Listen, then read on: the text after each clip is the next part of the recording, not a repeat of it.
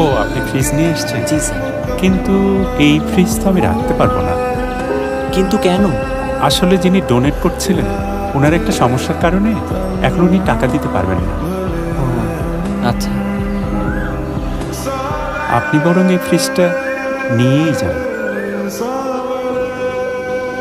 Sir আমাকে কপালে আর fridge নাই।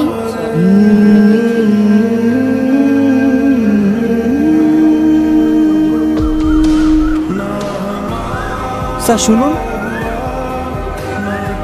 জি বলুন। এতগুলো বাচ্চার মনে কষ্ট দিয়ে এই ফ্রিজ আমি ফেরত নিতে পারবো না। কিন্তু টাকা? ওটা নিয়ে ভাববেন না, আমি দেখে নেব।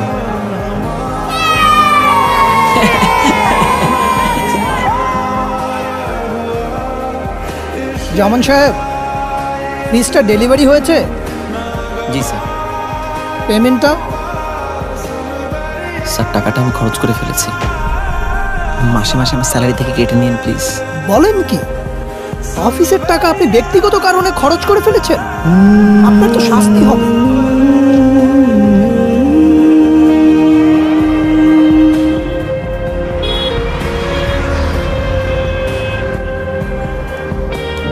জামান সাহেব।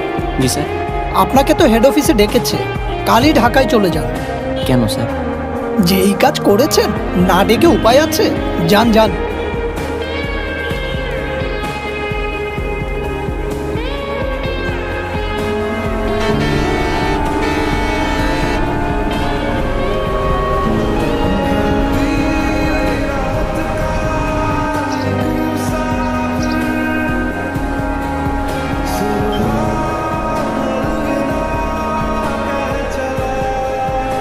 জামান সাহেব এদিকে আসুন।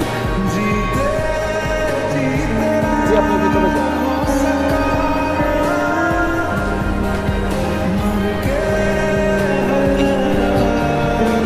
এই তো স্যার। ওইদিকে সামনে চলে যান।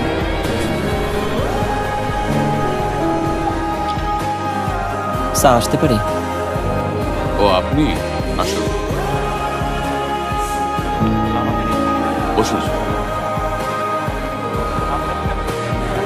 আপনি এই কাজটা কিভাবে করলেন? স্যার আমি নিরুপায় হয়ে কাজটা করেছি স্যার।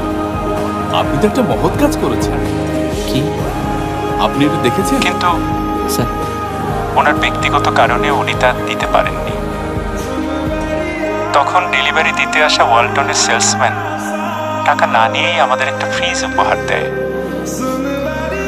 এই ফ্রিজটা যে আমাদের কি উপকারে এসেছে আমরা তা ঠিক বলে বোঝাতে পারবো না।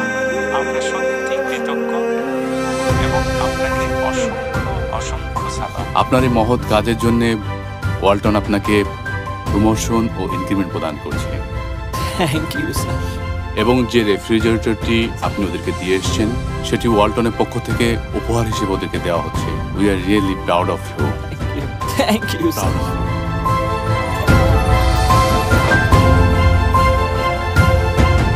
এই ফ্রিজটা যে আমাদের কি উপকারে এসেছে আমরা তা বলে বোঝাতে পারবো না। আপনাকে অসংখ্য অসংখ্য সালাম। ডেলিভারি দিতে আসা ওয়ালটনের সেলসম্যান টাকা না নিয়েই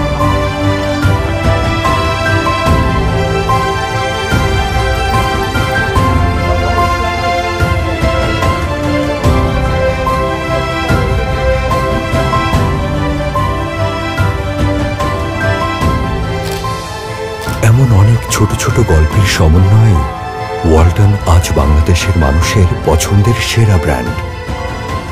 ওয়ালটন, আমাদের পণ্য।